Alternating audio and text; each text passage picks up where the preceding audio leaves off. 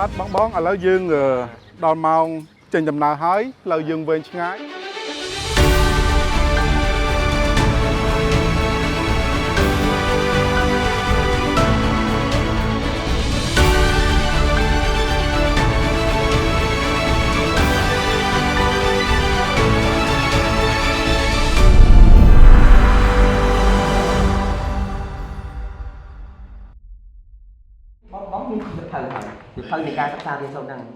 គណៈកម្មការវិតម្លៃអង្គភាពផ្ដល់សេវាសាធារណៈថ្នាក់ជាតិហៅកាត់ថាកូវជោជាផ្នែកមួយគាំទ្រគោលនយោបាយកែតម្រង់រដ្ឋបាលសាធារណៈរបស់រាជរដ្ឋាភិបាលក្នុងការលើកកម្ពស់ការផ្ដល់សេវាសាធារណៈជូនប្រជាពលរដ្ឋក្នុងវិស័យអប់រំនិងវិស័យសុខាភិបាលតាមរយៈចលនាប្រឡងប្រណាំងចាបាទនេះថាឲ្យគ្រូអត់មានផែនការចាំមើលណាបាយតទៅមើលឲ្យអត់មានបានធ្វើទេមានន័យយ៉ាងម៉េច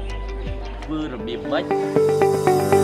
គណៈកម្មការវិតម្លៃអង្គភាពផ្ដល់សេវាសាធារណៈថ្នាក់ជាតិមានសមាជិកភាពមកពីក្រសួងស្ថាប័នពាក់ព័ន្ធផ្សេងគ្នាជំនាញផ្សេងគ្នាស្របតាមលក្ខណៈវិនិច្ឆ័យគោលទាំង8ដែលបានកំណត់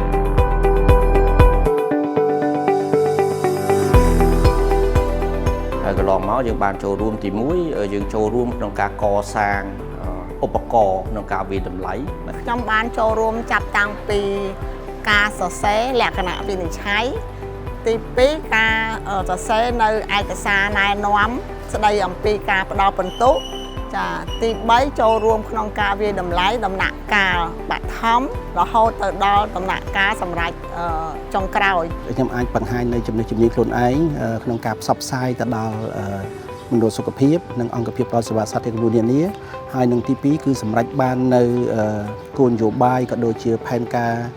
យុទ្ធសាស្ត្រចក្រាវិស័យបឋានដែលថ្នាក់ក្រមជាតិលោកបានចូលរួមអនុវត្ត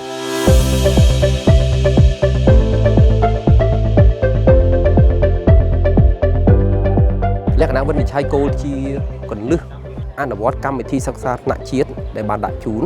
ដូច្នេះសាលារៀនត្រូវតែខិតខំប្រឹងប្រែងធ្វើយ៉ាងណាយកកម្មវិធីសិក្សាថ្នាក់ជាតិយកមកអនុវត្តនៅសាលារៀនឲ្យបានកាន់តែល្អនៅក្នុងផ្នែកនេះដែរគឺទី1មានការចូលរួមសហការទាំងអស់គ្នាចានិយាយទៅគាត់មានឆន្ទៈក្នុងការធ្វើការងារជារួមហើយទី2គាត់ត្រូវពង្រឹងនៅលក្ខណៈបច្ចេកទេសរបស់គាត់ក្នុងការផ្ដល់សេវាទៅដល់ប្រជាពលរដ្ឋការចូលរួមរបស់សហគមន៍នឹងនៅក្នុងសាលារៀននឹងគឺមានសារៈសំខាន់ខ្លាំងណាស់បាទព្រោះថាតាមពាក្យស្លោកសាលារៀនជារបស់សហគមន៍ជារបស់សាលារៀននឹងគឺតម្រូវឲ្យសហគមន៍ទៅចូលរួមអ្វីដែលយើងផ្ដោតហ្នឹងគឺការគ្រប់គ្រងគឺយើងមើលទៅលើយន្តការនៃការគ្រប់គ្រងជារួមចាប់ផ្ដើមពីការធ្វើផែនការប្រើប្រាស់ធនធានមនុស្សរហូតដល់ការដាក់មន្ត្រីឲ្យចូលនៅវត្តសង្កេតឃើញថាគណៈកម្មការមានភាពជាក់លាក់តម្លាភាពបាទហើយតែងតែផ្ដល់នៅចំណុចខ្វះខាតផ្ដល់អង្គភាពដើម្បីកែលម្អដើម្បីបម្រើជូនប្រជាពលរដ្ឋបន្តទៀតគឺមិនត្រឹមតែពិនិត្យមើលតែឯកសារវីដេអូឬបទបង្ហាញដែលខ្ញុំជាមួយនឹងគណៈគ្រប់គ្រងទៅធ្វើបទបង្ហាញនៅរាជធានីភ្នំពេញទេជាក់ស្ដែងថ្ងៃនេះគឺគណៈប្រតិភូផ្ទាល់គឺលោកបានចុះមកសាលាផ្ទាល់ដើម្បីមើលពីស្ថានភាពជាក់ស្ដែងទោះបីធ្លាក់ក៏ដោយជាប់ក៏ដោយគឺខ្ញុំគិតថាជារឿងមួយដែលគណៈកម្មការវិតម្លៃដោយសុក្រិតបើខ្ញុំធ្លាក់មានន័យថាការអនុវត្តរបស់ខ្ញុំគឺនៅមានកម្រិតតែបើខ្ញុំជាប់មានន័យថាការអនុវត្តរបស់ខ្ញុំគឺប្រសើរជោគជ័យមកទឹកណាបងស្លាប់ដល់ខ្ញុំតាមដៃបងស្វែងដៃតោះមានបទសោតច្រើនទាំងជូរចត់ផងទាំងសប្បាយផងហើយយើងអាចនិយាយបានថាការធ្វើដំណើរផ្លូវឆ្ងាយចេញពីសាលាមួយទៅសាលាមួយសាលាដែលត្រូវជាគោលដៅដែលត្រូវចុះទៅពិនិត្យជិះឡានពេលខ្លះត្រូវវិលកង់ពីព្រលឹមម៉ោង4កន្លះម៉ោង5ត្រូវវិលកង់ទៅខេត្តនៅឆ្ងាយហើយពេលខ្លះទៅដល់ទំនំចុះធ្វើការងាររួចបាយម៉ោងទៅកម្មម៉ោង12ម៉ោង1អីបាន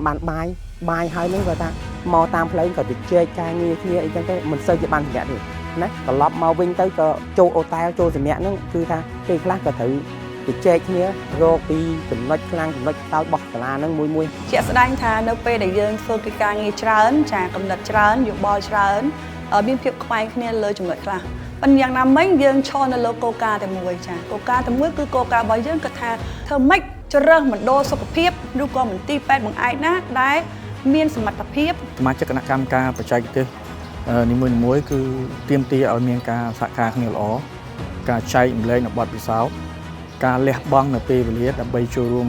កិច្ចការជាមួយគ្នាដើម្បីសម្រេចគោលដៅរួមតែមួយ ស្តង់ដាររបស់យើងនេះគឺយើងធ្វើនៅក្នុងក្របខ័ណ្ឌមួយជាស្តង់ដាររួមអញ្ចឹងទៅតាមសាលារៀនស្តង់ដារសាលារៀនវាទៅតាមតំបន់នៅភូមិភាគឦសាននៅភូមិភាគសមុទ្រភូមិភាគកណ្ដាលភូមិភាគអីចឹងវាមានស្ថានភាពដូចគ្នាដែរអញ្ចឹងពេលខ្លះយើងក៏ត្រូវការឲ្យទៅលើសូចនករច្រើនអញ្ចឹងយើងត្រូវការកិច្ចការសម្រាប់រួចច្រើននៅក្នុងចក្រភាពតួអង្គមួយកុំឲ្យយើងមើលឃើញនឹងទស្សនវិជ្ជាមួយដោយអត់ឆ្លុះបញ្ចាំងពីស្ថានភាពនៃស្ថានភាពជាក់ស្ដែង យើងដាក់គោលការណ៍រួមឲ្យថាទោះបីសាលានៅទីណាក៏ដោយនៅជនបទបែបណាក៏ដោយសាលាតូចឬធំយើងអត់ខ្វល់ឲ្យតែសាលានោះបានផ្ដល់សេវាអប់រំល្អទៅដល់ប្រជាពលរដ្ឋគឺយើងទៅដល់គ្រប់ទីកន្លែង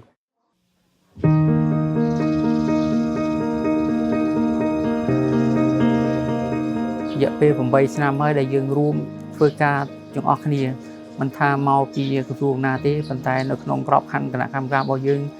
គឺគោលដៅរួមតែមួយការពង្រឹងការផ្ដល់សេវាសាធារណៈឲ្យកាន់តែប្រសើរឡើងខ្ញុំក៏សូមថ្លែងអំណរគុណដល់សមាជិកគណៈកម្មការបច្ចេកទេសរបស់យើង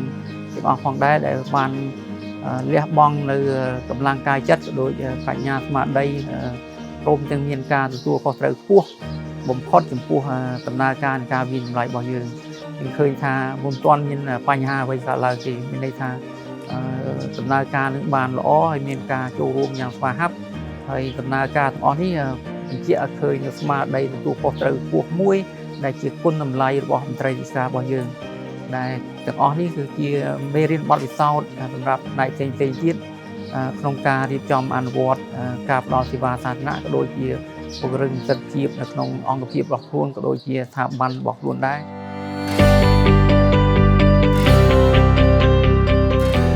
ហើយយើងឃើញថាផលជះនៃកម្មវិធីនេះគឺពិតជាបានទៅដល់ដៃប្រជាជនហើយធ្វើឲ្យអាជ្ញាធរមូលដ្ឋានក៏ដូចជាថ្នាក់ដឹកនាំខេត្តលោកសប្បាយរីករាយនឹងសាទរចំពោះសមិទ្ធផលដែលថ្នាក់ក្រមជាតិសម្រេចបាន យើងឃើញថាប្រព័ន្ធនេះ check and balance ផងដើម្បីបង្កើនសមត្ថភាពផងហើយដើម្បីជាសហវិជ្ជមាននៃការធ្វើការងារជាតិក្រុមផង មានអារម្មណ៍មួយថាគឺសប្បាយចិត្តមែនតើដែលបានក្រុមការងារល្អហើយធ្វើការសហការគ្នាហើយយល់ចិត្តគ្នាហើយនិយាយទៅពួកយើងមានការគិតការធ្វើគឺរួមគ្នាតែម្ដងចា៎ លើកពីចលនាប្រឡងប្រណាំងកម្មវិធីវិតម្លៃនិងទទួលស្គាល់អង្គភាពផ្ដល់សេវាសាធារណគំរូបានបន្សល់ទុកនូវឧត្តមមានវត្តនិងនវានុវត្តជាបន្តបន្ទាប់ក្នុងវិស័យអប់រំនិងវិស័យសុខាភិបាលនៅទូទាំងប្រទេសសមិទ្ធផលដែលសម្រេចបាននាពេលនេះការចេញពីការចូលរួមរបស់គណៈកម្មការនិងអាជ្ញាធរគ្រប់ជាន់ថ្នាក់ទាំងនៅថ្នាក់ជាតិនិងនៅថ្នាក់ក្រោមជាតិក្នុងគោលដៅផ្ដល់អត្ថប្រយោជន៍ជូនប្រជាពលរដ្ឋតាមរយៈការផ្ដល់សេវាសាធារណៈប្រកបដោយឧត្តមមានវត្តនិងនវានុវត្តន៍